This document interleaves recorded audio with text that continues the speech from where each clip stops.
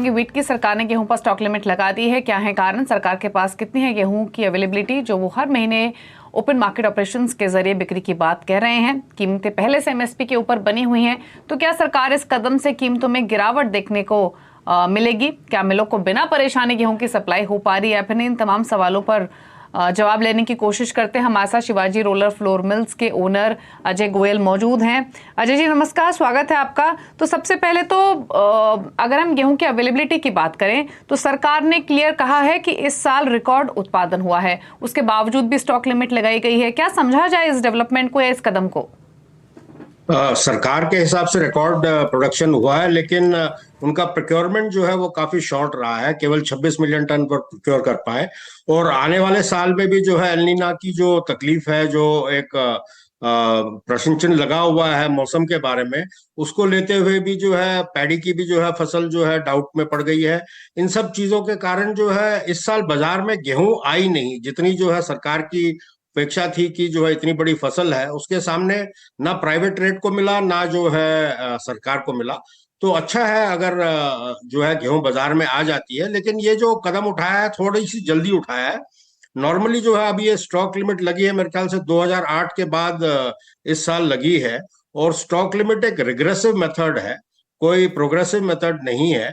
And ये normally at the end of the season या festival season के आसपास लगाया जाता है।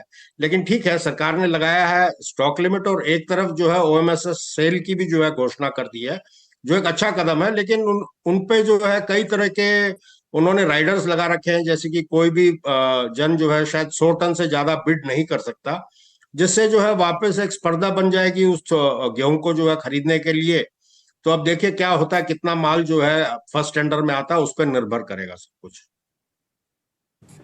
अच्छा अच्छा अजय जी, एक चीज और बताइए। आपने कहा रिकॉर्ड उत्पादन तो था लेकिन बाजार में उतना माल आया नहीं, तो इसके पीछे कारण क्या रहे? किसान होल्ड कर रहे हैं, ट्रेडर्स जमाखोरी कर रहे हैं? दूसरी बात, अगर हम मिलर्स की बात करें तो उनको क्या इजीली सप्लाईज मिल रही हैं? नहीं, सप्लाईज में जो है पिछले महीने से थोड़ी दिक्कत है। जितनी जो है अराइवल होनी चाहिए उतनी नहीं हो रही है। लेकिन we are still at the start of the season, तो ऐसे कोई ये नहीं है। कीमतें जरूर बढ़ी थी 4-6%, लेकिन सप्लाई इन कीमतों पे आ रही थी। और लेकिन बस हैरानी की ये बात थी कि सीजन के स्टार्ट में जो है सप्लाई श्रिंक हो गई थी, लेकिन इट वाज स्टिल सफिशिएंट। आगे जाके 3-6 महीने के बाद सप्लाई की बड़ी दिक्कत रहने वाली है। आज की तारीख में सप्लाई जितनी डिमांड है उतनी आ रही है बाजार में। ओके, तो यानी आगे सप्लाई की सिचुएशन टाइट हो सकती है। तो फिर ऐसे में मतलब बड़ा थोड़ा सा कंफ्यूजन भी है अजय जी। एक तरफ रिकॉर्ड उत्पादन, दूसरी तरफ पूरा माल बाजार में नहीं, तीसरी तरफ प्राइसेस ऊंचे बने हुए हैं, एमएसपी के ऊपर भाव हमने बनते हुए देखे हैं। और आगे अगर आप सप्लाई टाइट होने की सिचुएशन देख रहे हैं तो फिर ऐसे में तो प्राइसेस को लेकर व्यू क्या बन रहा है? कहाँ रहेंगे भाव? सेंटिमेंट एकदम डाउन है, क्योंकि सरकार ने घोषणा कर दी है कि वो ओएमएसएस में माल निकालेगी।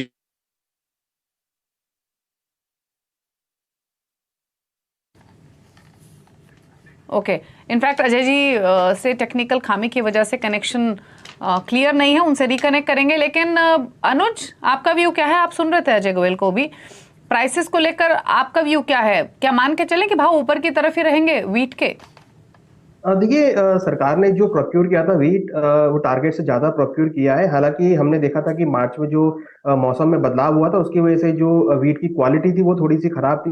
मगर क्वांटिटी वाइज अगर देखेंगे तो हमने बम्पर क्रॉप अगेन आते हुए देखी है। तो मुझे लगता है कहीं ना कहीं हो सकता है कि आने वाले टाइम में भावों में थोड़ी बहुत तेजी का एक्सपेक्टेशन हो, जिसकी वजह से सरकार ने यहाँ पे स्टॉक लिमिट लगाई है।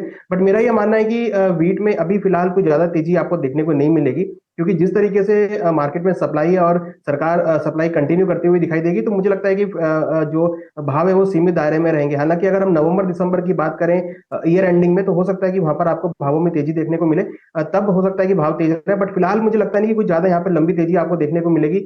मेरे हिसाब से सप्लाई यहाँ पे कंट्रोल रहेंगी, सप्लाई मंडियों में भरपूर रहेंगी, और उससे भावों को सपोर्ट भी आता हुआ दिखाई देगा। भाव एक रेंज में भी ट्रेड करते हुए दिखाई देंगे।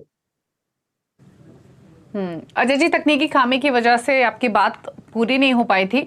हम भाव पर बातचीत कर रहे थे, आप भाव कहां देख सकते? सरकार ने इनफैक्ट अगर 15 साल बाद ये कदम उठाया है तो डेफिनेटली प्राइसेस को कंट्रोल करने के लिए उठाया। पिछले एक महीने में हमने भाव 8-9% बढ़ते हुए देखे हैं। अब प्राइसेस कहां देखते हैं आप? दिल्ली जो मार्केट है वो कल सुबह 2480 था और कल शाम तक जो है 2450 पे आके रुक गया है इस न्यूज से। और मुझे लगता है ये 25-50 रुपया और भी घट जाएगा जब तक ओएमएसएस जो है खुलेगा।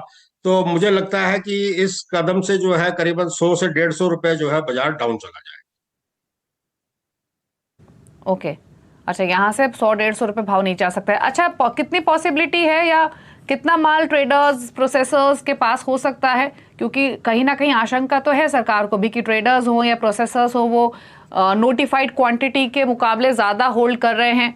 अब इस पर आपकी कमेंट्स क्या हैं? अब मेरे ख्याल से सारे हिंदुस्तान में 10 या 20 ही जो है बड़े लार्ज स्टॉकिस्ट हैं जो जिनके पास इंफ्रास्ट्रक्चर है, फाइनेंस है। उनके अलावा एवरेज जो ट्रेडर के लिए लिमिट रखी है 3000 टन, वो काफी ठीक है। मतलब जो है तो इन 10 या 12 लोगों के पास कितना स्टॉक है वही मार्केट में ज्यादा आने की उम्मीद है। बाकी तो जो है ट्रेडर्स कोई इंडिविजुअल बेसिस पे इतना स्टॉक नहीं लेके चल रहा है।